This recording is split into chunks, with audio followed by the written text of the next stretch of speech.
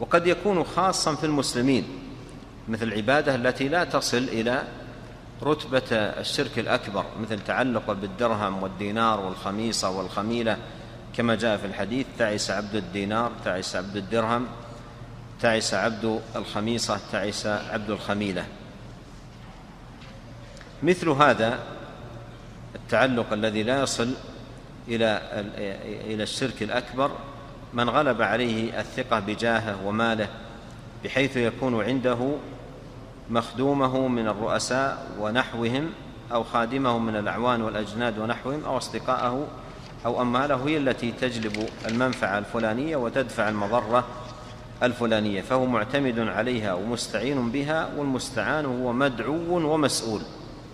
وما أكثر ما تستلزم العبادة الاستعانة، فمن اعتمد القلب عليه في رزقه ونصره ونفعه وضره خضع له وذل وانقاد. وهذا بيان لاستلزام الاستعانة العبادة.